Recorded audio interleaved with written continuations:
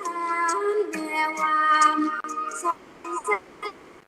งพระธรรมแห่งพุทธองค์จามมา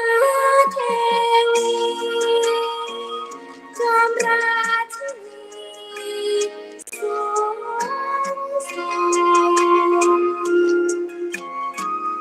องค์พระแม่เจ้าผู้รังธรรมรงปิ่นอนงภวิทูลชัยทานน้ำทุ่งนาป่าสวยสะพรั่งเมฆพวงล้นฟังโอแดนป่าสางดังมนมัดใจเห็นรอยฝนตาลครึ่งสวงน้ำตกวังหลวงเพลินไพร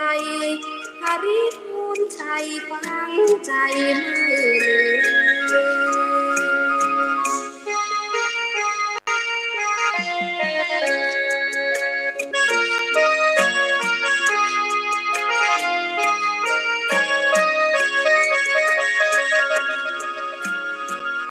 จามมาเทวีจอมราชินีทรง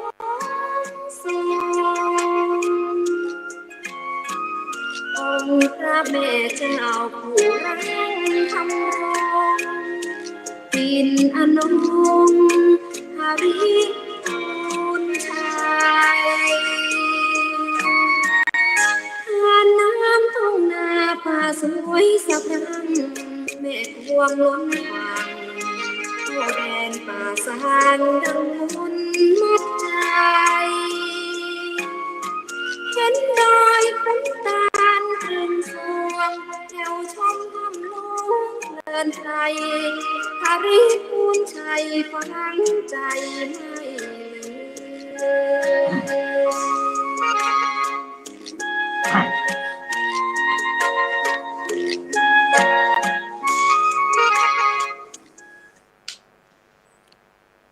ขอความนอบน้อมจงมีแด่องค์สมเด็จพระสัมมาสัมพุทธเจ้าพระองค์นั้น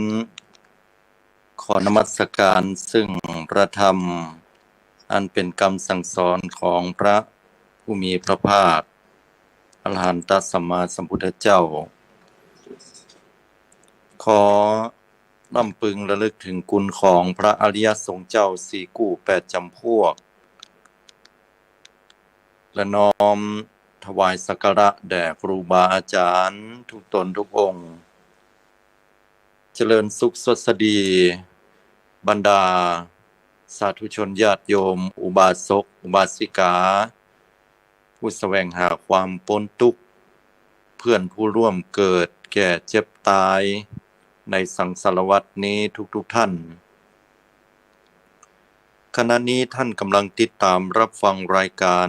ใต้ห่มพระรัตนตรัยออกอากาศกุเจ้าของวันพุธในช่วงเวลา 5 นาฬิกาจนถึงเวลา 6 นาฬิกาเป็นเวลาอยู่1 ชั่วโมงด้วยกันเช่นเคยดำเนินรายการโดยอาตมาภาพอนาลัยอนาลโยเจ้าอาวาสวัดหนองเงือกตำบลแม่แรงอำเภอป่าซางจังหวัดลำพูนโดยที่สาธุชนญาติโยมทุกท่านสามารถติดตามรับฟังรายการได้ทางสถานีวิทยุเพื่อการศึกษาพระพุทธศาสนาและวัฒนธรรม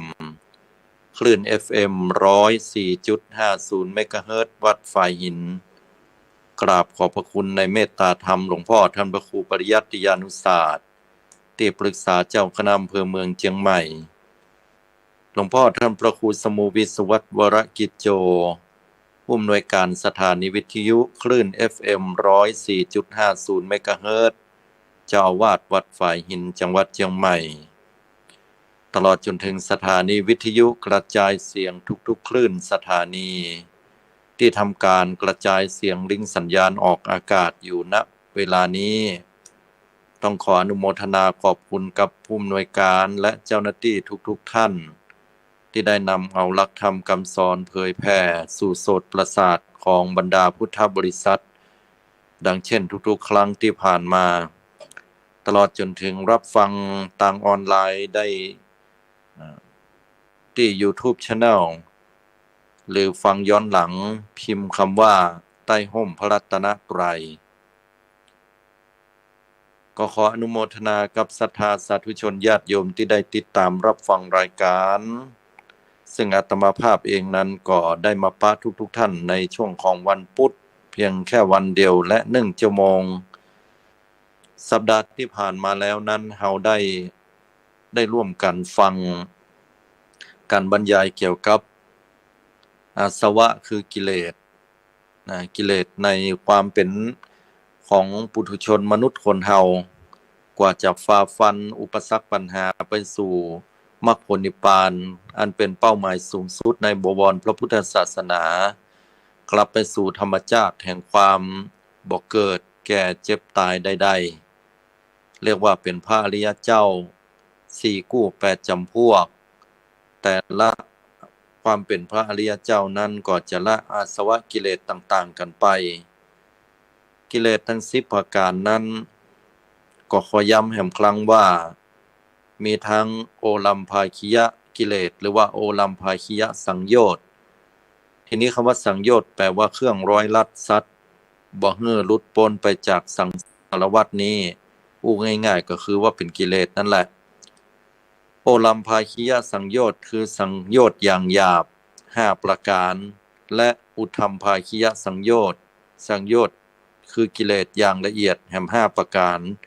รวมแล้วเป็น10 ประการทีนี้ที่ผ่านมา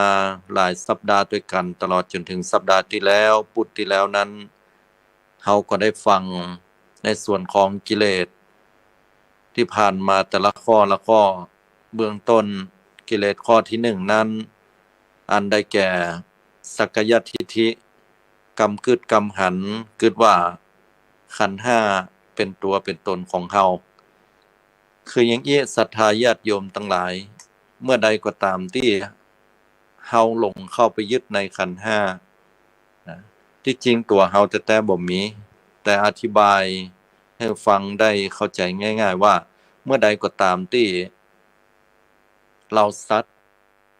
พุทธเจ้าบอกว่าเราสัตว์ที่มีอวิชชาเป็นเครื่องกั้นมีตัณหาเป็นเครื่องผูกเข้าไปยึดมั่นถือมั่นในขันธ์5คือรูปเวทนาสัญญาสังขารวิญญาณรูปได้แก่ร่างกายเวทนาคือความสุขความทุกข์ความเฉยๆสัญญาคือความจำไปในอดีตสังขารปรุงแต่งไปในอนาคตและวิญญาณการรู้อารมณ์ถึง4 อย่างเหล่านี้ว่าเป็นตัวเป็นตนเป็นเฮาเป็นของเฮาแล้วพุทธองค์เรียกบุคคลผู้เข้าไปยึดขันธ์5นี้ว่าสัตตนังก็สัตตนังนี่แลเป็นผู้ที่เวียนว่ายตายเกิดในสังสารวัฏบ่มีที่จบสิ้นหาจุดเริ่มต้นบ่ได้และไปจบที่ไหนในสังสารวัฏนี้บ่มีแต่พระพุทธองค์ทรงเป็นผู้ที่รู้วิธีการออกจากสังสารวัฏเหล่านี้จึงได้แนะนำในเรื่องของอริยสัจทั้ง4และหนทางอันพ้นทุกข์คือมรรค8อย่างนี้ถ้าบุคคลผู้พิจารณาหันว่าขันธ์5นั้นบ่ใช่ตัวบ่ใช่ตนบ่ใช่สิ่งที่เฮาจะยึดมั่นถือมั่นถ่ายถอนความยึดมั่นถือมั่นเหล่านั้นได้ขันธ์5นั้นย่อลงมาเหลือ2คือรูปกับนามกายได้แก่รูปเวทนาสัญญาสังขารวิญญาณเป็นนามเมื่อแยกออกมาทั้ง2เป็นภาษาเจ้าบ้านเฮากายก็คือร่างกายนามก็คือจิตกายกับจิตหรือว่ากายกับใจเนี่ยไผคิดว่าเป็นเฮาเป็นของเฮาอันนี้เรียกว่าสักกายทิฏฐิแต่ถ้าพิจารณาอย่างท่องแท้เข้าถึงหลักสัจธรรมศึกษาคำสอนของพระองค์ท่านแล้วน้อมใจพิจารณาหันแจ้งในสิ่งเหล่านั้นก็จะหันว่าที่แท้แล้วกายกับจิตหรือกายกับใจเนี่ยก็บ่ใช่เฮาบ่ใช่ของเฮาบ่ใช่ตัวตนของเฮาเหตุผลง่ายๆถ้าว่ามันเป็นของเฮาบอกว่ากายหรือใจเฮาก็สามารถควบคุมบังคับบอกกล่าวให้มันเชื่อฟังอยู่ในถ้อยโอวาทและความปรารถนาของเฮาได้แต่นี้กายก็มีความแก่ความเจ็บ และสลายดับไปในคือความตายเหล่านั้นจิตใจก็มีการเปลี่ยนแปลงไปโดยตลอดเหมือนกับเพิ่นบอกไว้ว่าคนเฮานั้นใจมันบ่แน่บ่นอนมีเปลี่ยนแปลงอยู่โดยตลอดเปลี่ยนทุกๆเวลาทุกๆนาทีทุกๆวินาทีอย่างเนี้ยเป็นต้นเมื่อเฮาพิจารณาหันความจริงแจ้งจอดอย่างนี้เรียกว่าทำลายสักกายทิฏฐิพระโสดาบันนั้น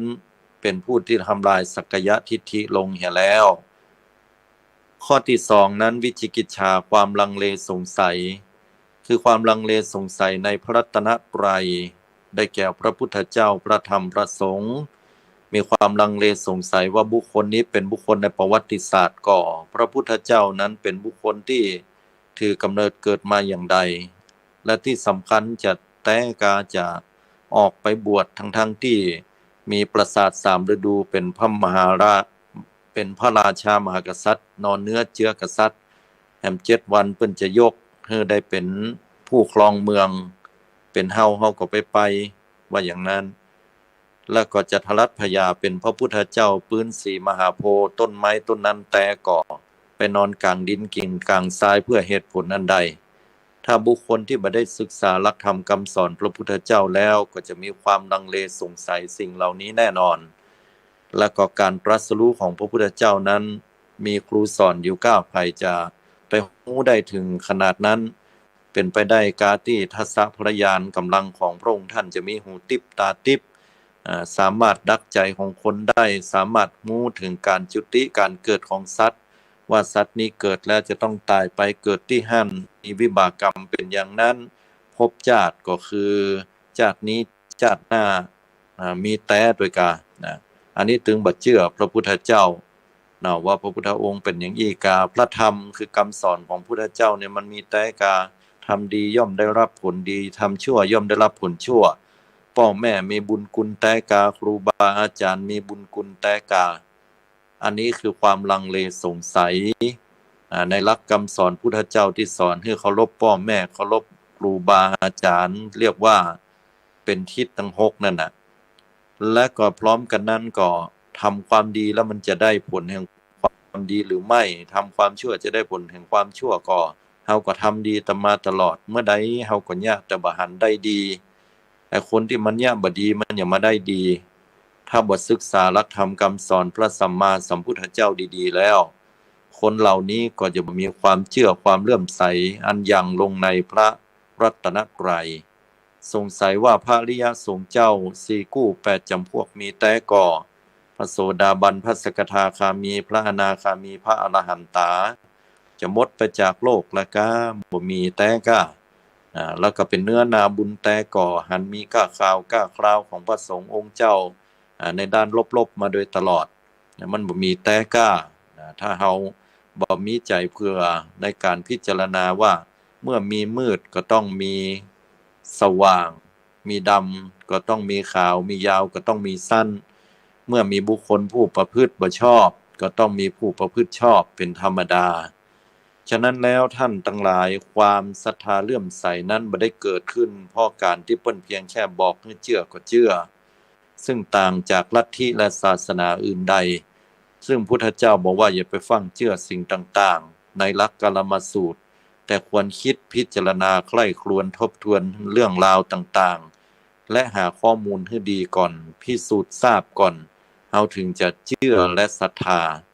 พระโสดาบันนั้นพิจารณาตามธรรมคำสอนของพระสัมมาสัมพุทธเจ้าแล้วท่านนั้นเป็นผู้มีปัญญานักและก็พิจารณาเมื่อหันแจ้งจริงจอดอย่างนั้นก็จึงเกิดความศรัทธาเลื่อมใสต่อพระรัตนตรัยอย่างบ่มี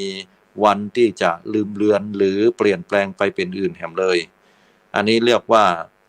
วิจิกิจฉาความลังเลสงสัยในพระรัตนตรัยแม้ว่าบุคคลผู้เป็นโสดาบันนั้นจะประสบความทุกข์เพียงใดมารดาจะตายบิดาจะสิ้นลูกอันเกิดแต่อกตัวเก่าจะต้องจมน้ำหรือพัดพรากไปต่อหน้าต่อตาภริยาหรือสามีตัวเก่าจะต้องเปลี่ยนไปเป็นอื่นอันใดพระโสดาบันบ่มีความเศร้าโศกเสียใจบ่เข้าใจหรือเกิดความน้อยเนื้อต่ำใจบ่เชื่อในพระรัตนตรัยบ่เป็นอย่างนั้นแน่นอนแต่กลับมีความศรัทธาตั้งมั่นยิ่ง เห็นความบ่เที่ยงแท้แน่นอนว่าสิ่งใดสิ่งหนึ่งมีความเกิดขึ้นเป็นธรรมดาสิ่งนั้นทั้งปวงล้วนมีความดับไปเป็นธรรมดานี่คือดวงตาหันธรรมอันเป็นสัญลักษณ์อันเป็นสักขีพยานของพระโสดาบันที่ยังลงในพระรัตนตรัยแล้วทีนี้พระโสดาบันก็ละกิเลสข้อที่3คือศีลพัตตปรามาสการถือมั่นศีลพลดข้อวัดปฏิบัติสิ่งต่างๆที่เข้าใจสำคัญผิดคิดว่าเป็นหนทางแห่งความพ้นทุกข์ซึ่งพระพุทธเจ้าบ่ได้ตรัสไว้โดยที่ว่ายกตัวอย่างศาสนาอื่นที่มีการทรมานตัวเก่าหรือว่าการคิดว่าการนุ่งห่มห่มฟ้าบ่มีเสื้อผ้าอาภรณ์อยู่สักชิ้นนั้นก็แสดงถึงสัญลักษณ์ของความเป็นพระอรหันตาอย่างนี้เป็นต้นซึ่งเป็นความคิดเห็นที่ผิดเพราะพระพุทธเจ้าบอกว่ากิเลสนั้นบ่ได้เกิดขึ้นที่ภายนอกด้วยการที่เฮาไปทรมานกายแต่กิเลสนั้นเกิดที่ใจก็ต้องคัดเกลาที่ใจอย่างนี้เป็นต้นนี่คือลักษณะและคุณลักษณะของพระโสดาบันผู้ละกิเลส3ข้อแรกได้จะมาสู่กามธาตุนี้เพียงแค่7ชาติเป็นอย่างนักมีปัญญาอันยิ่งก็จะมาเพียงแค่ชาติเดียวแล้วก็ถ้ามีปัญญาปานกลางก็จะมาสู่กามธาตุนี้มาเกิด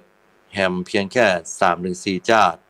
และการที่จะเกิดมานั้นก็บ่ไปสู่อบายภูมิ4อันได้แก่นรกเปรตอสุรกายและสัตว์เดรัจฉานแห่มแล้วเรียกว่าปิดประตูอบายไปเลยอย่างเนี้ยเป็นต้นคงวนเวียนอยู่ในกามธาตุก็คือสวรรค์กับมนุษย์ท่าน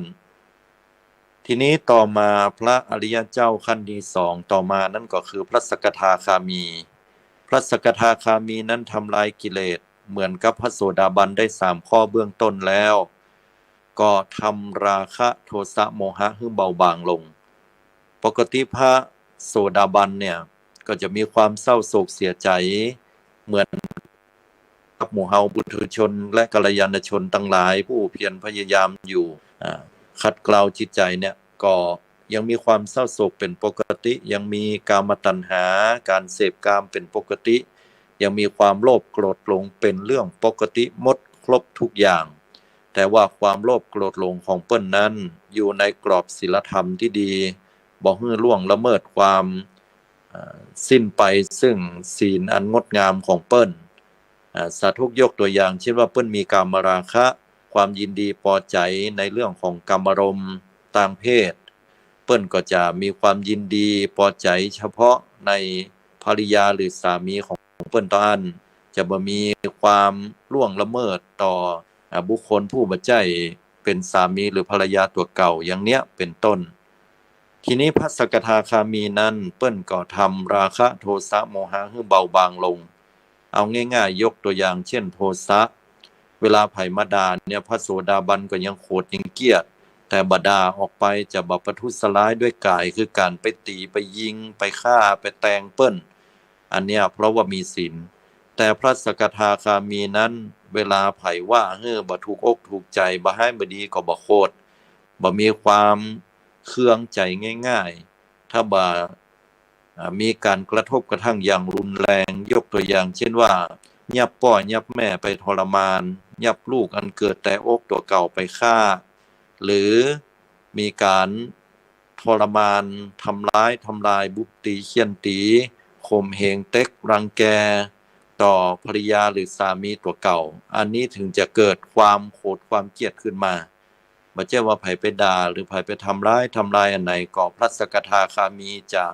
โกรธจะเกลียดขึ้นมาบ่ใช่เพราะเปิ้นทำราคะโทสะโมหะให้เบาบางลงแล้วอันนี้เรียกว่าพระสกทาคามีต่อมาพระอนาคามีคือบุคคลผู้ที่เป็นพระอริยเจ้าขั้นที่3พระอนาคามีนั้นนอกจากจะทำลายกิเลส3ข้อแรกคือสักยทิฏฐิวิจิกิจฉาศีลพัตตปรามาสได้แล้วและก็ทำราคะโทสะโมหะแห่ม3อย่างนี้ให้เบาบางได้เหมือนพระสกทาคามีพระอนาคามีก็ยังทำกิเลสแห่ม2ข้อ กิเลสแห่ม2ข้อคือหมดเสี่ยงไปขออภัยนะเดี๋ยวขออนุญาต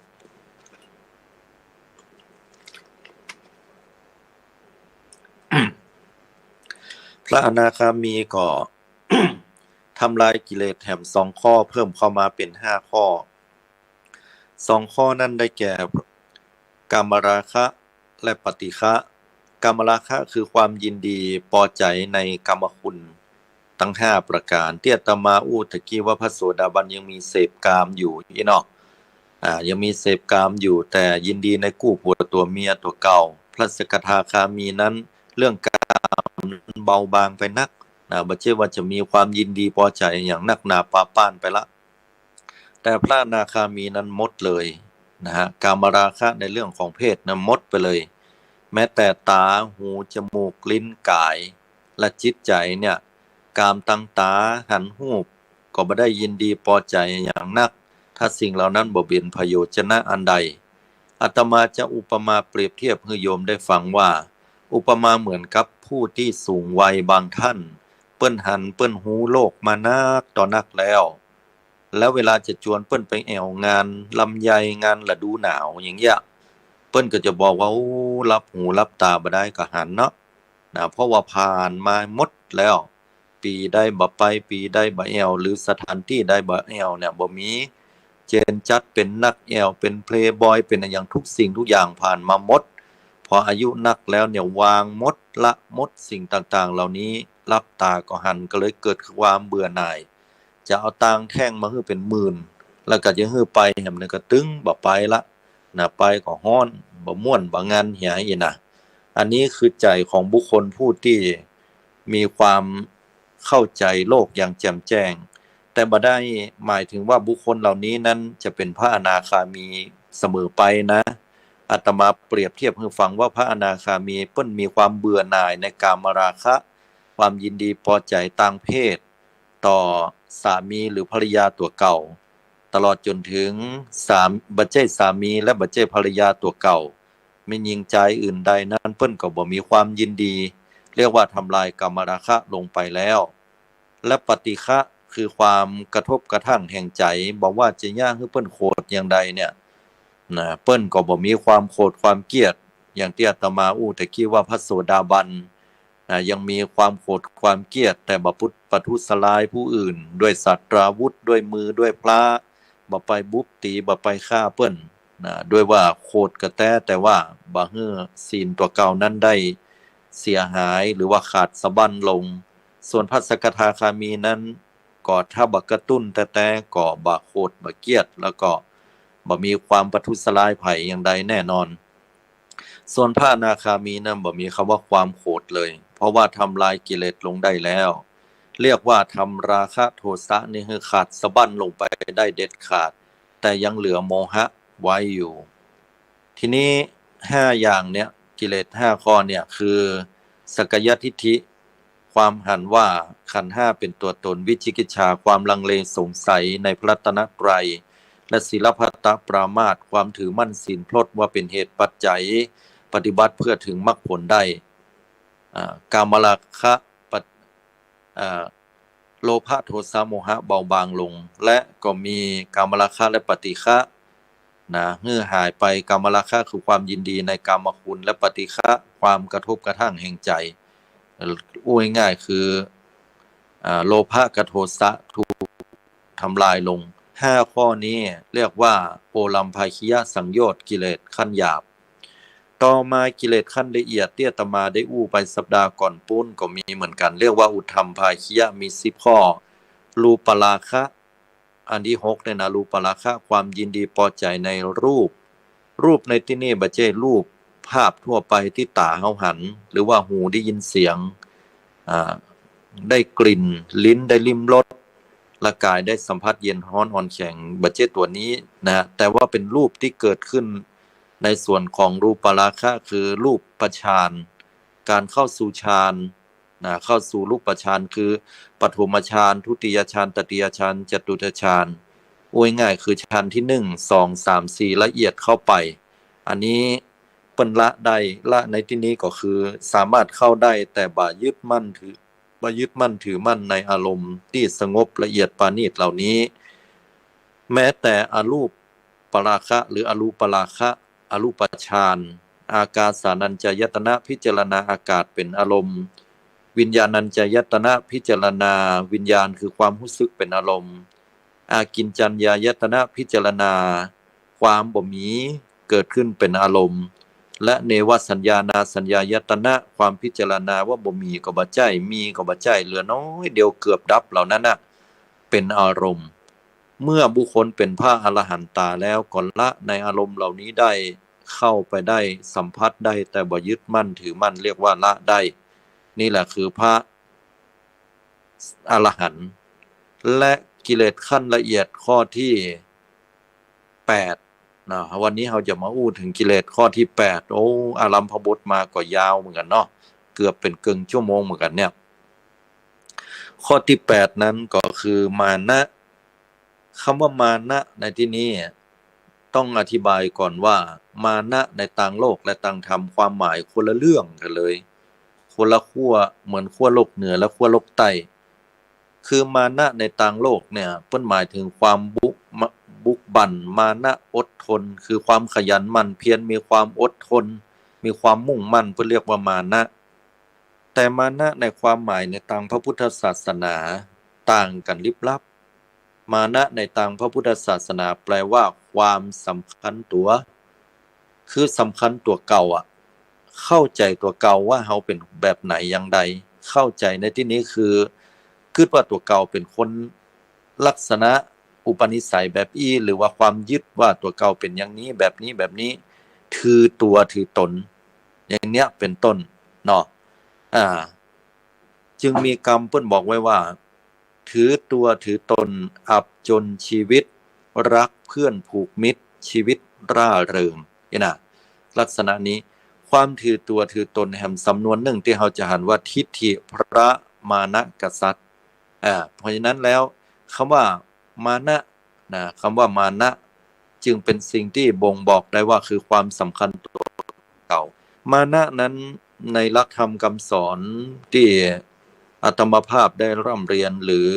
ครูบาอาจารย์พระสงฆ์องค์เนรหรือป้อน้อยป้อนานเพิ่นได้เรียนมาเนี่ยมันจะเป็นมานะเก้าแยกออกมาในหลักธรรมจันโทมานะเก้ามีอย่างพ้องมานะเก้าก็คือเป็นผู้เลิศกว่าเขาสำคัญตัวว่าเลิศกว่าเขาเป็นผู้เลิศกว่าเขาสำคัญตัวว่าเสมอเขาเป็นผู้เลิศกว่าเขาสำคัญตัวว่าเร็วกว่าเขาอันที่สองคือเป็นผู้เสมอเขาสำคัญตัวว่าเลิศกว่าเขา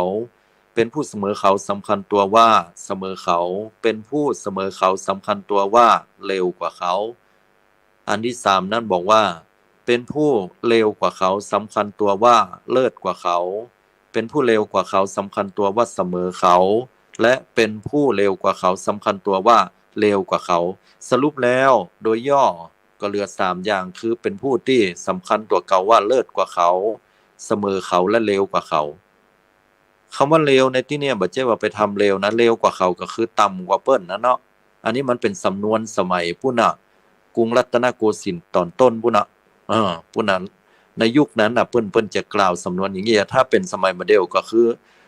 ความสำคัญตัวเก่าคือว่าตัวเก่านั้นเป็นผู้ที่ต่ำต้อยกว่าคนอื่นน่ะเพิ่นเร็วกว่าเขาอย่างนี้น่ะ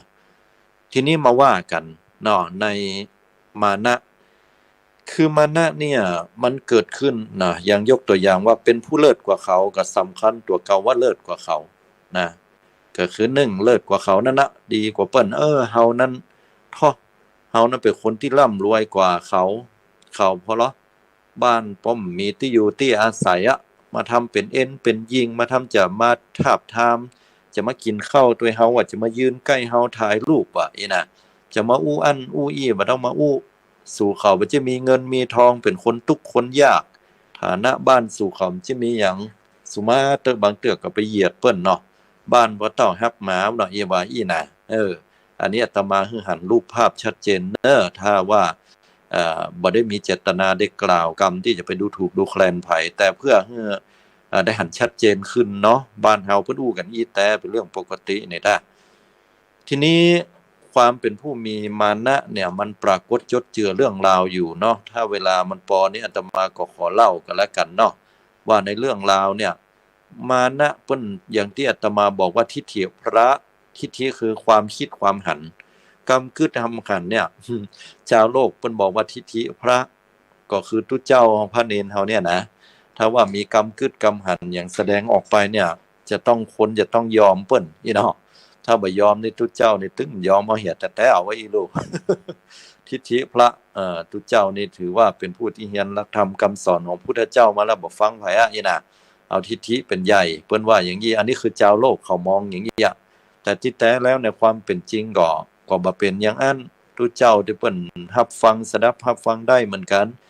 เรื่องราวต่างๆน่ะหยังเนาะเพิ่นก็ฟังได้อยู่ถ้าว่ามันเป็นสิ่งที่ควรฟังเพิ่นก็ฟังบ่ใช่ว่าบ่เอาอย่างนี้เลยก็บ่ใช่แต่ก็มีอยู่ก็ยอมรับว่าบางครั้งบางตนเพิ่นก็เป็นไปอย่างนั้นอันนั้นก็เป็นเรื่องปัจเจกบุคคลก็บ่ต่างจากเจ้าบ้านนะเจ้าบ้านก็เหมือนกันเนาะคนเฮาก็มีทิฏฐิเหมือนกันนะความคิดเห็นที่เป็นของตัวเก่าเนาะทีนี้เอามาอู้เรื่องของมานะทิฏฐิพระมานะกษัตริย์ทีนี้มานะคือความสำคัญตัวนี้อย่างบ่เต้ากับกษัตริย์บอกว่าตัวเก่านั้นเกิดจากอย่างญาติโยมเกิดจากปากของพระพรหมขออภัยเนี่ยเกิดจากแขนของพระพรหมคือถ้าเฮาอู้อย่างนี้มันต้องอู้ยาวเป็นในเรื่องของความเชื่อตัวเองเพราะว่าอาตมาถ้ามีโอกาสในโอกาสน่าจะมาเล่าเรื่องประวัติศาสตร์พุทธประวัติให้ญาติโยมได้ฟังว่าในประเทศอินเดียเนี่ยความเชื่อดั้งเดิมเปิ้นบ่ได้ถูกกบเกลื่อนหรือว่าเชื่อในเรื่องของวรรณะชนชั้นวรรณะมาก่อนแต่มันสืบสาวยาวเครือมาจากการที่เหยียดกันแล้วก็การที่เปิ้นใจอำนาจในการข่มคนผู้ที่เป็นเฉลยศึกเอาง่ายๆก็คือหมู่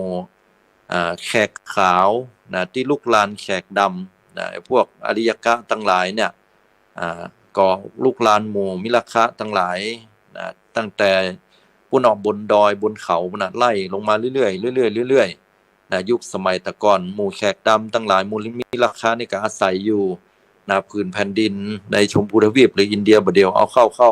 นะหมู่แขกขาวนี่มียุทโธปกรณ์เก่งแล้วก็ไล่ต้อนมาจนในที่สุดหมู่แขกดำเนี่ยก็การแล้วก็จะลงทะเลมหาสมุทรอินเดียบ่ฮู้ยะใดสุดท้ายก็ยอมจำนนเป็นเฉลยศึกในการที่เป็นเฉลยศึกเนี่ยมันเป็นความเจ็บปวดและการเบียดเบียนกันเป็นอย่างยิ่งเพราะว่าจะใดเดียนะหมู่แขกขาวก็กลัวหมู่แขกดำเนี่ยนะหรือว่าหมู่มิลคะเนี่ยจะมีกำลังนักและขึ้นมาต่อสู้หมู่อริยกะก็จะใดดีก็เลยนำเอาวัฒนธรรมความเชื่อนะตั้งศาสนาพราหมณ์ฮินดูที่อู้ถึงเรื่องของว่าพระพรหมเป็นผู้สร้างเนี่ยขึ้นมานะอัปโลกขึ้นมาแล้วบอกว่าบุคคลผู้ที่เป็นกษัตริย์เนี่ยเปรียบไปเหมือนแขนของพระพรหมผู้ที่เป็นพราหมณ์เปรียบเหมือนปากของพระพรหมมีหน้าที่ในการร่ายมนต์ส่วนพระมหากษัตริย์นั้นมีหน้าที่ในการปกครองบ้านเมืองและก็มีแพทย์ในที่นี้บ่ได้หมายถึงเป็นหมอแต่แพทย์ในที่นี้หรือไวยสยะเนี่ยแปลว่าผู้ค้าขายเปรียบเหมือนขานะต้องออกเดินทางไปค้าขายส่วนวรรณสูตรเนี่ยสู่เขาทั้งหลายเนี่ยเป็นเหมือนตีนของพระพรหมอีน่ะเพราะว่าเกิดมาต่ำต้อยจะต้องเป็นผู้ขายแรงงานเป็นทาสเป็นบริวารเนี่ยคือการกดขี่ข่มเหงเป็นชนชั้นในสังคมที่แนบเนียนที่สุดของคนยุคนั้นสมัยนั้นก็เลยสืบสาวยาวเครือกันยาวมาเรื่อยๆศรัทธาญาติโยมมันมีความเป็นมาอย่างนี้ทีนี้พูดถึงว่าหมู่กษัตริย์ทั้งหลายเนี่ยก็มีความมานะความสำคัญตัวเก่าว่าเชื้อสายตัวเก่านี้จะบ่ให้ไผเอามาแปดเปื้อนเลือดตัวเก่าจะต้องเป็นเลือดของเชื้อกษัตริย์ที่จะต้องสมสู่หรือว่าต้องแต่งงานอยู่ในวรรณะเดียวกันอยู่เนี่ยบ่ให้ไปยุ่งกับวรรณะอื่นบ่ไปแต่งงานกับวรรณะอื่นเลยน่ะโดยเฉพาะอย่างยิ่งนะของวรรณะของกษัตริย์สักยะเจ้าสักยะบุตรเนี่ยนะซึ่งสักยะนี่ก็คือเป็นพระวงศ์หรือเชื้อสายของพระพุทธเจ้าของเฮานี่แหละเจ้าชายสิทธัตถะนี่แหละซึ่งต่อมาพระพุทธเจ้าของเฮาพระองค์ท่านเปิ้นก็บอกว่าคนเฮาบ่ได้ประเสริฐในชาติกำเนิดนะบ่ได้ประเสริฐในวรรณะนี่เป็นที่มาของมัจฉริยะคือความตณี5อย่างอาวาสมัจฉริยะตณีที่อยู่กุลมัจฉริยะตณีสกุลลาภมัจฉริยะตณีลาภวรรณมัจฉริยะตณีวรรณะและธรรมมัจฉริยะตณีธรรมนี่หลักธรรมจันโทนี่แหละศรัทธาญาติโยมทั้งหลาย ก็จะหันว่ามันเป็นความตนีตัวเจ้าสักยะนี่มีมานะนักที่สุดเปิ้นฮ้องว่าขัตติยมานะคือความสำคัญว่าตัวเก่าเนี่ยโอ้โหเป็นผู้ที่ประเสริฐที่สุดและดีที่สุดเลือดของตัวเก่าบริสุทธิ์ที่สุดเชื้อสายของตัวเก่านี่บ่ถูกไปผสมปนเปกับหมู่วรรณะอื่นๆเลยนะฮะอันนี้เป็นลักษณะนี้ทีนี้เรื่องราวของคำว่ามานะที่อาตมาจะมาเล่าประกอบเนี่ยมันเป็นเรื่องราวของพระเจ้าวิทูดาภะจะขอใช้เวลาในการเล่าหน่อยนึงเนาะก็คือปรารภเหตุของพระเจ้าสักยะเนี่ยหมู่ขออภัยโดยปรารภเหตุพระเจ้าประเสนทิโกศลเจ้าผู้ครองแคว้นโกศลมีเมืองหลวงชื่อว่าสวัสถีนะต้องการจะเป็นพระญาติกับพระพุทธเจ้าเพราะว่าไปฟังธรรมพุทธเจ้าแล้วก็ได้เป็นพระโสดาบันแล้วก็เกิดความเลื่อมใสศรัทธาเรามหาบุรุษผู้นี้เนี่ยสุดยอดแต่หาไหนบ่ได้ละมีความปราบปลื้มปีติยินดีใจว่าท่านเป็นลูกไผ่ลานไผ่ก็สืบได้ว่าเป็นราชเป็นเชื้อนอนเนื้อเชื้อกษัตริย์ตระกูลสักยะนะก็เกิดความพระดำริขึ้นว่าต้องการที่จะปรองดองแล้วก็เป็นดองกันนะมีเชื้อสายมาร่วมกันนี่เฮาก็ให้เป็นผู้มีบุญเป็นญาติกับพระพุทธเจ้าว่าอย่างนั้นพระองค์ท่านก็เลยทรงสารไปสู่ขอพระธิดาองค์หนึ่งจากเจ้าสักยะพระราชาคือพระเจ้าประเสนทิโกศลเนี่ยก็ย้ำนักย้ำหนากับหมู่ทูตบอกผู้ว่าจะนำเอาสารไปนั้นจะต้องไปถามเจ้าสักยะให้แน่ใจก่อนว่าพระธิดาองค์ไหนที่พระราชาโกศลจะได้ถ้าหากว่าเจ้าสักยะส่งมอบมาให้นั้นนะหรือว่าถวายมาให้นั้นก็จะถือว่าเป็นบุญกุศลเป็นญาติร่วมกันได้หมู่เจ้าสักยะได้รับสารจากหมู่ทูตนั้นแล้วก็มาประชุมจุ่มนุมกันว่าโอ้พระเจ้าประเสนทิโกศลเนี่ยเป็นพระราชาก็แต่ว่าเป็นจากตระกูลอื่นราชาอื่นบ่ใช่เชื้อเลือดเนื้อเชื้อไขของสักยะกับโกริยาวงศ์หมู่เฮาที่แต่งงานสลับกันมาโดยตลอดถ้าอย่างอี้เนี่ยเลือดของเฮานี่ก็จะเป็นเลือดที่บ่สะอาดหรือว่าเป็นเลือดที่เจือปนไปด้วยเชื้อของผู้อื่นแม้ว่าจะเป็นวรรณะเดียวกันก็ตามว่าอย่างนั้นเอาอย่างอี้ดีกว่าเฮาจะหาวิธีเราว่าเฮาจะยะใดส่งไปเฮือนะเอามิยิงส่งไปเฮือเพราะว่าถ้าบัดส่งไปเฮือเนี่ยนะดีบัดดีล่างบ่ล่างเนี่ยพระองค์ท่านเป็นพระราชามหากษัตริย์นะก็มีไพร่พลนักถ้าหากว่าทรงกลิ้วขึ้นมาบ่พอพระทัยแล้วอาจจะยกทัพมาตีหมู่เฮาเนี่ยแล้วแน่ๆนี่นะถึง2ฝ่ายก็จะต้องมีการฆ่าแกล้งกันเมื่อพิจารณาอย่างนี้พระเจ้ามหานามะตอนนั้นทรงเป็นประมุขของเจ้าสักยะราชสกุลก็เลยประชุมประยุรญาติเจ้าสักยะทั้งหลายก็บอกว่าเฮามีลูกสาวอยู่คนหนึ่งพระธิดาชื่อว่าวาสภคัตติยาวาสภคัตติยาเนี่ยเป็นลูกของพระองค์แต่นะคือพระเจ้ามหานามะแต่ว่าเกิดกับนางสนมนางทาสีนะคนใจที่อยู่ในราชนิเวศนะซึ่งก็เป็นเชื้อสายของพระองค์ท่านเหมือนกันฝ่ายบิดาแต่ว่าฝ่ายมารดาคือแม่บ่ใช่ก็มีรูปร่างหน้าตาลักษณะนี้งดงามกริยาอ่อนช้อยเพราะว่าเป็นเชื้อเจ้าตัวแล้วก็ถึงแม้ว่าจะแม่จะมาในเชื้อสายของคนฮับใจอยู่แต่ก็ถือว่าเป็นคนฮับใจชั้นสูงนะว่าบ่เดียวก็คือสนมกรมวังเจ้าจอมนั่นแหละเมื่อเป็นอย่างนี้แล้วทูตทั้งหลายก็ตกลงเมื่อเป็นอย่างนี้แล้วหมู่เจ้าสักยะก็ตกลงกันแล้วก็ไปบอกให้ทูตนั้นก็ตกลงว่าอ้างก็ดีละนี่นะแต่ว่าได้จุไปว่าบ่ได้บอกไปว่าเกิดจากนางทาสีหรือว่าเป็นนางวาสภคัตติยาเนี่ยจะเป็นเชื้อสายของเจ้าสักยะ 100% นั่นบ่ได้บอกอย่างนั้นแล้วก็เมื่อบอกไปอย่างนี้แล้วก็ให้นำสารนี้ไปกราบทูลพระเจ้าประเสนทิโกศลพระเจ้าประเสนทิโกศลได้รับทราบอย่างนั้นก็เกิดความโสมนัสปีติใจเป็นอย่างนักเลยว่าจะได้เป็นดองกันละกำนี้เนี่ยนะแล้วก็ยังกำชับบอกไว้ตัวว่าเนี่ยลองตรวจตราให้ดีก่อนว่าเจ้าสักยะทั้งหลายนี่ขึ้นชื่อว่าเป็นผู้ที่มีมานะนักที่สุดสำคัญตัวเก่าและเชื้อสายตัวเก่าเนี่ยบ่ยอมที่จะฮื้อไผ่เลยนะว่าอย่างนั้นลองไปพอเหรอก็ทรงทูตไปแห่งกรรมหนึ่งว่า ลองไปพอนางผู้ที่เพิ่นจะทรงมาเป็นมเหสีของเฮาเนี่ยว่านางเนี่ยกินข้าวอยู่กับป่อเพิ่นก่อนะปรากฏว่าหมู่ทูตทั้งหลายก็ไปบอกคืออย่างนั้นพระเจ้ามหานามะก็บอกได้กะเดี๋ยวเขาจะพิสูจน์ให้หันก็เลยนัดลูกสาวของเปิ้นนัดลูกสาวของเปิ้นคือพระธิดาเนี่ยนางวาสภคติยาเนี่ยมานั่งโต๊ะเดียวกันทำทีว่าเป็นกินข้าวด้วยกันเหมือนปกติบรรดาทูตทั้งหลายเหล่านั้นก็บ่เกิดความสงสัยอันใดก็มากราบทูลซึ่งพระเจ้าประเสนทิโกศลพระเจ้าประเสนทิโกศลนั้นก็เลยยกขึ้นมาด้วยความปราบปลื้มปีติยินดีใจให้เป็นมเหสีเอกเลยเนาะอันนี้ก็เป็นที่มาอยู่ไปอยู่มาจนถึงเวลาผ่านไป16ปีนะก็ระหว่างนั้นเนี่ยพอแต่งงานแล้วก็ได้ตั้งครรภ์ขึ้นตั้งครรภ์ขึ้นก็เกิดลูกออกมาคลอดเป็นพระราชบุตรพระราชบุตรเป็นเกิดขึ้นมาแล้วก็ใส่ชื่อว่าพระเจ้าวิทูดภะราชกุมารก็ทรงฮักทรงเอ็นดูขนาดว่าอันนี้คือแก้วตาดวงใจแก้วแก่นไทยของพ่อเพราะว่าเป็นเชื้อนอเนื้อเชื้อกษัตริย์เป็นอันเดียวกันกับพระพุทธเจ้าก็ดีอกดีใจก็ด้วยความที่ว่าพระเจ้าวิทูดภะนี่แหละมีแม่อยู่ที่สักยวงศ์ตัวเก่านะพออายุ16ปีก็ตั้งใจว่าใครไปแอวพอบ้านพอเมืองตังกบิลพัทพ่องร้อยฝ่ายของแม่ตัวเก่าก็ขออนุญาตพระราชบิดาพระราชมารดาไปแอว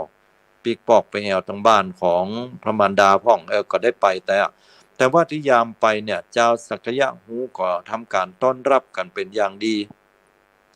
เรียกว่าราชกุมารมานั่งอยู่ที่กระดานหรือว่านั่งที่จัดไว้เป็นอันดีเหล่านั้นแล้วก็พออู้จาปราศัยได้มาพักมานอนเป็นที่เรียบร้อยแล้วก็เสด็จปอกเมื่อเสด็จปิกปอกไประหว่างทางปรากฏว่ามหาดเล็กคนหนึ่งทหารผู้ทรงหูใจของพระเจ้าวิทูดภะนั้นก็ลืมมีดลืมดาบไว้ก็เลยปอกปิกมา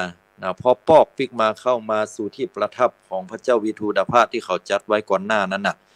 หันว่าหมู่บรรดาสนมกรมวังทั้งหลายก็ปากันเอาน้ำนมเนี่ยเจือด้วยน้ำก็มาล้างกระดานหรือว่าที่นั่งที่ประทับของพระเจ้าวิทูดภะพร้อมกันนั้นก็ว่าแจ้งว่าไอ้ลูกทาสีลูกคนใจแต่ลูกของนางสนมกรมวังแต่อย่ามาตุกไว้ตุกเหงาเฮาเนี่ยเสนียดจันไรมานั่งอย่างนี้ว่าอย่างนั้นทหารนั้นได้ยินแทบจะบาดเชื่อหูเลยก็ได้ถามไป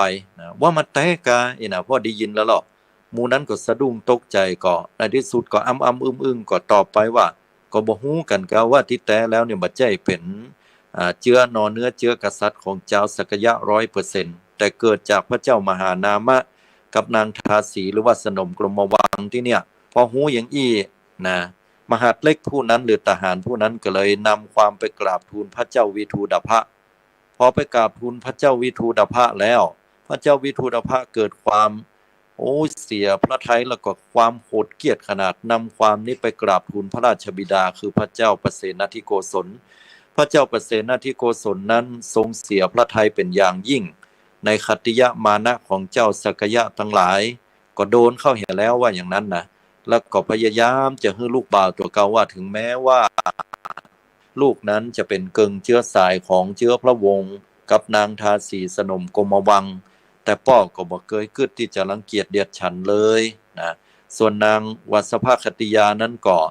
รู้สึกผิดแต่ตัวเก่าก็ยังอย่างบ่ได้แต่ว่าปลอบใจลูกปลอบใจพระเจ้าประเสนทิโกศลไปแต่พระองค์ท่านก็บ่โคตรแต่ก็หันอกหันใจแต่ฝ่ายของพระเจ้าวิทูดภะบ่เป็นอย่างนั้นเพราะว่าตัวเก่านั้นถูกเหยียดถูกหยามถูกประณามหยามยิงในศักดิ์ศรีของพระองค์ท่าน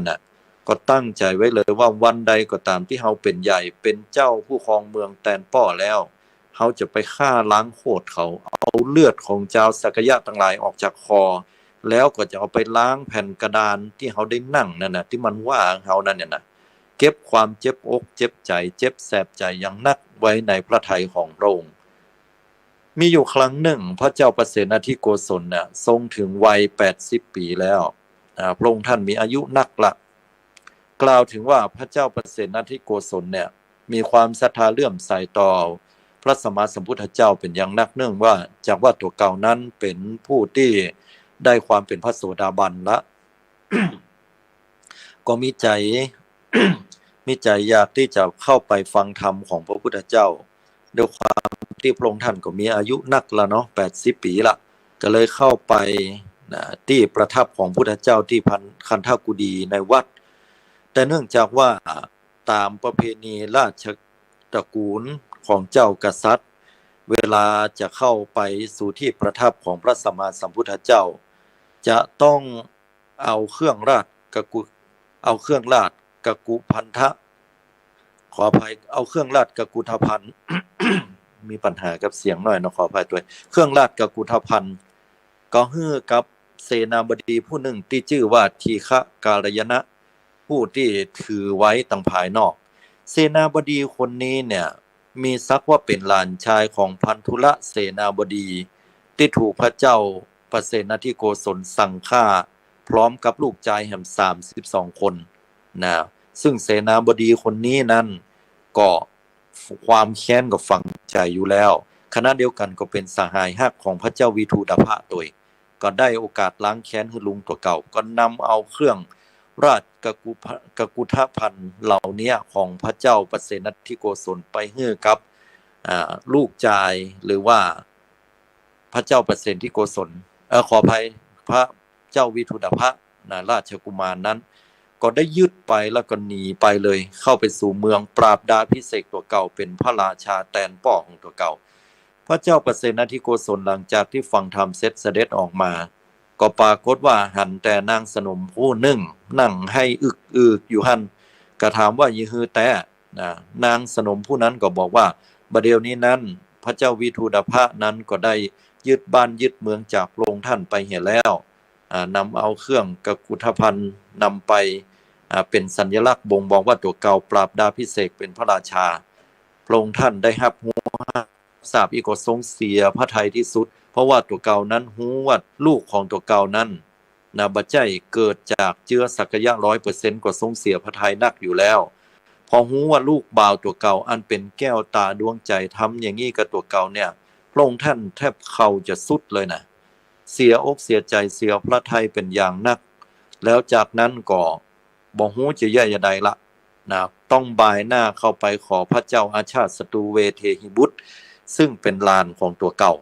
พระเจ้าอาชาติศัตรูเวเทหิบุตรนั้นครองเมืองแตนพระเจ้าพิมพิสารพระเจ้าพิมพิสารนั้นมีพระมเหสีเอกชื่อว่าเวเทหิพระนางเวเทหินั้นเป็นน้องของพระเจ้าประเสนทิโกศลง่ายๆคือพระเจ้าง่ายๆคือพระเจ้าพิมพิสารเนี่ยถือว่าเป็นน้องเขยเนาะแล้วพระเจ้าพิมพิสารกับพระนางเวเทหิเนี่ยเกิดลูกออกมาคนหนึ่งชื่อว่าพระเจ้าอาชาติศัตรูที่ว่าฆ่าป่อของเปิ้นเนี่ยพระเจ้าพิมพิสารเนี่ยที่ว่าไปยับไปใส่คุกเนี่ยญาติโยมเมื่อหลังจากนั้นก็ปราบดาพิเศษตัวเก่าขึ้นมาเป็นพระราชาเนาะก็ตั้งใจจะไปขอให้หลานตัวเก่าคือพระเจ้าอาชาติศัตรูเนี่ยไปชิงเอาเมืองปิกมาจากลูกของตัวเก่าบ้านหูอยู่ว่าลูกของตัวเก่าเป็นคนที่มีความเครียดแค้นพร้อมกันนั้นก็เพื่อไปห้ามทับว่าอย่างนั้นก็เลยทรงมาพร้อมกับนางสนมผู้นั้นก็ไปถึงวันถึงคืนในที่สุดแล้วไปถึงเมืองราชคฤห์ถึงเมืองราชคฤห์แล้วปรากฏว่าประตูเมืองก็ปิดลงพอดีพระองค์ท่านก็ได้พักอยู่ตั้งนอกด้วยความเมื่อยล้าและความเสียพระทัยเป็นอย่างนักประกอบกับอายุได้80ละพระชนพรรษาได้80ก็เลยเสด็จสวรรคตที่ฮั่นเหียเรื่องของพระเจ้าประเสนทิโกศลนั้นน่าอินดูยิ่งนักพระองค์ท่านนั้นเป็นผู้ที่มีธรรมคุณธรรมมันสูงส่ง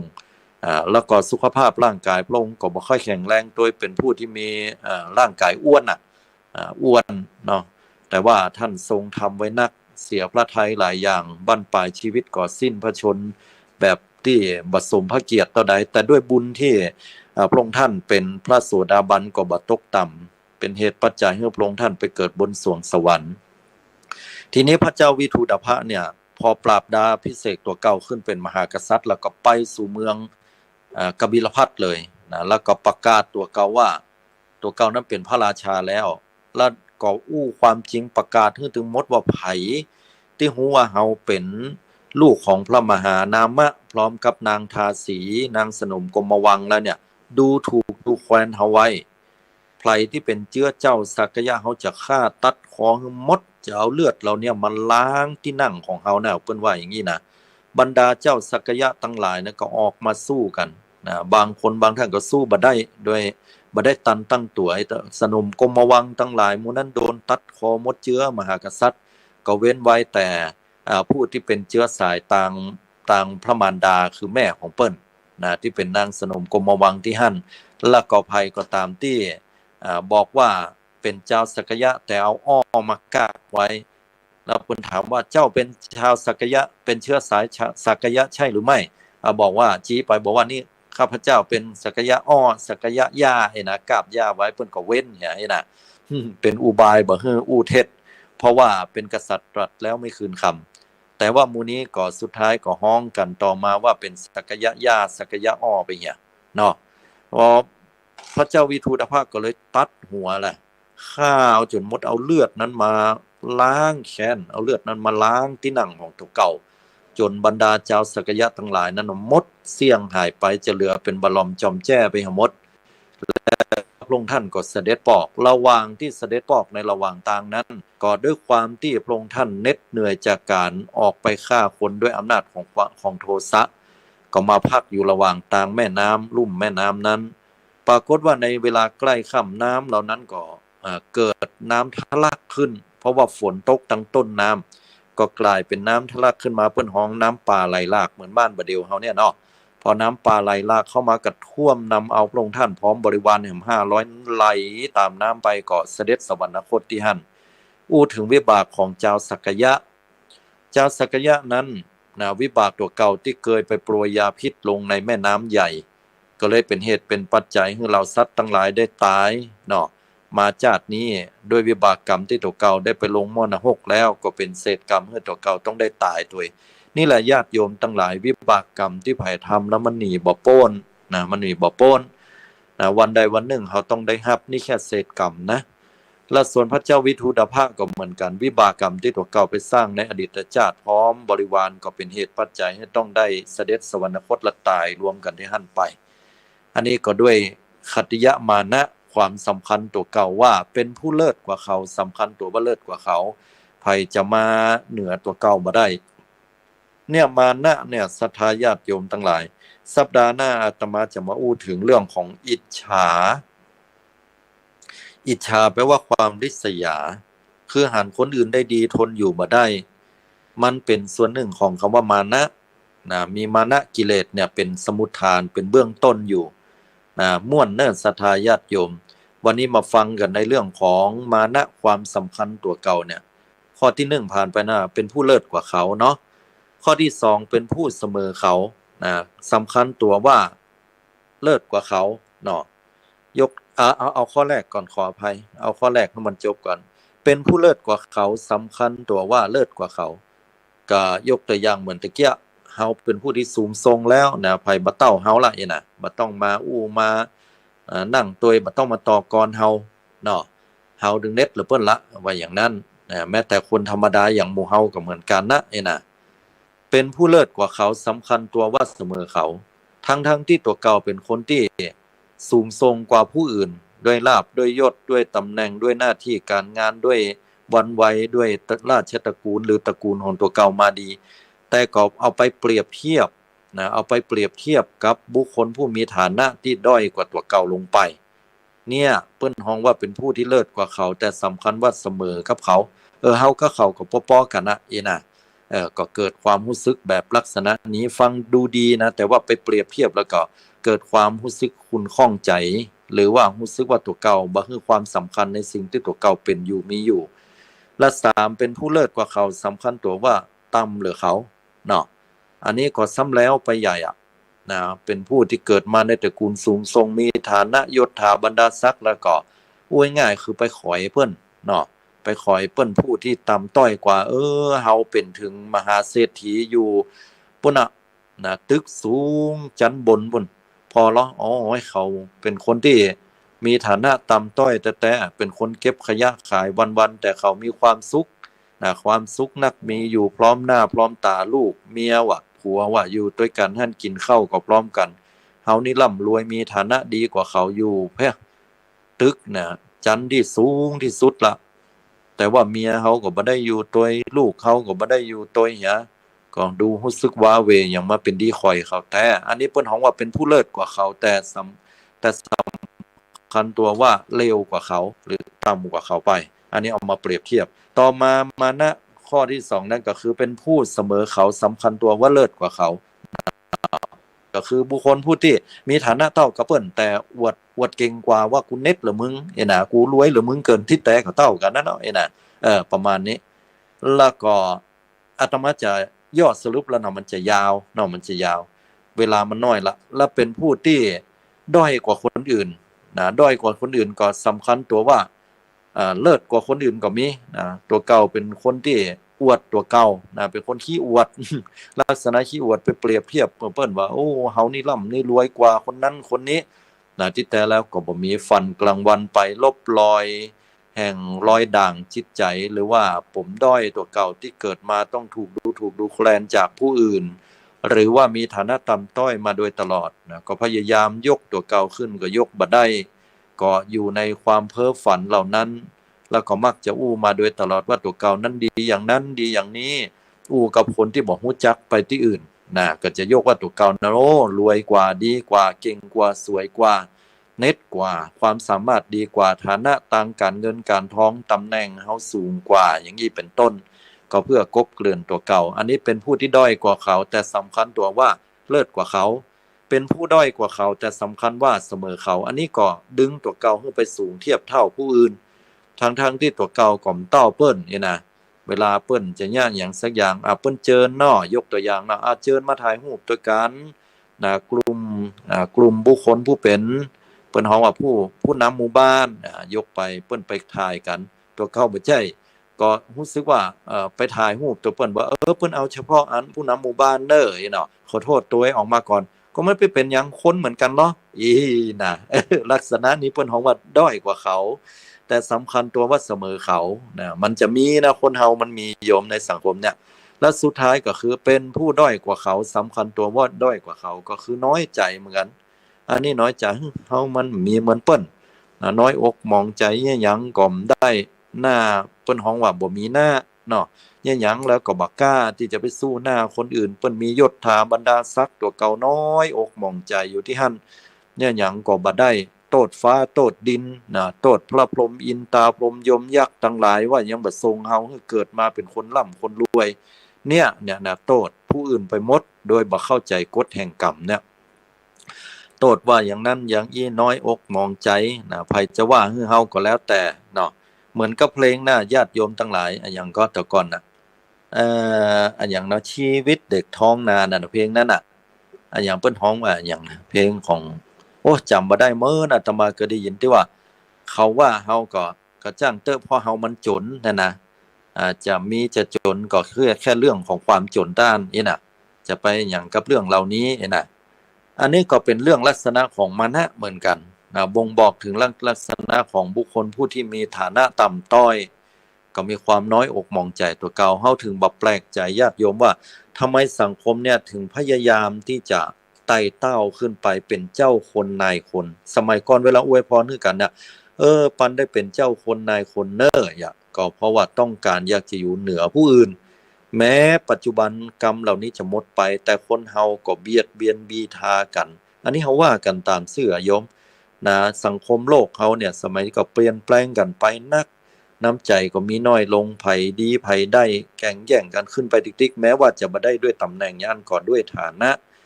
ด้วยความมั่นคงแห่งชีวิตต่างๆหลายอย่างด้วยกันฉะนั้นก็เป็นเรื่องมานะทั้งนั้นมานะจะบ่เกิดเป็นผู้สำคัญตัวว่าเลิศกว่าเขาหรือว่าสูงส่งกว่าเขาเป็นผู้สำคัญตัวเขาว่าเสมอกับเขาเป็นผู้สำคัญว่าต่ำต้อยกว่าคนอื่นเขายกตัวอย่างเช่นว่าเป็นผู้เลิศกว่าเขาเนาะเอาโดยย่อก็ยกตัวอย่างเช่นว่าโอ้มันนี่ต่ำเหรอเฮาเกินบ้านน้อยหลังเดียวอีกก็มาอู้กับเฮาเนี่ยนะเฮารวยหรือมันเกินเนี่ยเนาะ เป็นผู้เสมอเขาก็ยกตัวอย่างมันก็เฮาก็ปอๆกันนั่นนะบ่ต้องมาทำเป็นอย่างอื่นอย่างอันอย่างอี้โอ้หูน้ำปืนหมดนี่น่ะแล้วก็เป็นผู้ด้อยกว่าเขาเฮามันเป็นคนที่ด้อยที่ต่ำต้อยวาสนาเฮาบ่ดีเป็นคนยากคนจนเจียมตัวเฮาเถอะช่างมันวันหนึ่งคนเฮามันตึงเหนือกันได้นะหมู่นี้ก็ล้วนแล้วแต่เป็นมานะทั้งสิ้นญาติโยมละอายะใดพระคุณเจ้านะอาจารย์นะโยมก็จะถามอาตมาละก็ละยะใดคนเฮามันมีอีหมดในสังคมเนี่ยมาฟังพระอาจารย์พอมันมีหมดนี่แล้วเฮาจะยะใดบ่มันมีมานะมันเป็นไปบ่ได้กะเป็นไปได้โยมมีน้อยเดียวตันอะไรยะใดคือการที่เฮาบ่ไปเปรียบเทียบกับไผถ้าเฮาบ่เอาตัวเก่าไปเปรียบเทียบกับไผบ่เป็นมานะโยมโยมลองคิดพอแล้วมานะเกิดขึ้นได้มันเกิดขึ้นเพราะการเปรียบเทียบกับผู้อื่นบ่ว่าจะเปรียบดีเปรียบบ่ดีเปรียบเท่ากันก็แล้วแต่ขึ้นชื่อว่าเปรียบเป็นมานะทั้งสิ้นกิเลสข้อนี้พระอรหันต์เนี่ยทำลายแล้วเปิ้นบ่ไปเปรียบเทียบกับไผนะบ่มีกิเลสอาสวะตัวเนี้ยคนเฮามันเป็นทุกข์เพราะการเปรียบเทียบและก็มันเป็นเหตุปัจจัยให้เกิดความอิจฉาส่วนจะอิจฉาริษยาอย่างใดสัปดาห์หน้ามาฟังกันต่อไปโปรดติดตามตอนต่อไปม่วนญาติโยมทั้งหลายถึงเรื่องกิเลสเนี่ยนะสัปดาห์หน้ามาฟังพระอรหันต์เปิ้นทำลายกิเลสข้อนี้ได้ซึ่งจะมาในเรื่องของความอิจฉาปอดโทธรรมโมสังโฆ ในสังคมนี้อิจฉานี่มันถึงว่ามันนอกปะเลอปะเตอเป็นตัวทำลายวันนี้นะมดเสี่ยงไปละญาติโยมทั้งหลายจบหมดเวลาจะมาธรรมะกันเรื่องสัปดาห์หน้าเรื่องของมานะอันเป็นสมุทฐานเก้าเงาของอิจฉาต่อไปเนาะแล้วก็จะถึงกิเลสแถม2ข้อเพิ่มให้จบฉะนั้นในวันนี้อาตมาก็ขอนำเอารายการปิกปอกไปก่อนจะได้ขอให้ทุกท่านได้มีความสุขความเจริญด้วยอายุวันนะสุขะพละให้ได้ดวงตาหันธรรมถึงฝั่งมรรคผลนิพพานโดยเร็วพลันทุกท่านทุกคนด้วยเถิดพุทธวิสุทธิพุทธองค์ใสตัดมูลกิเลสคลาย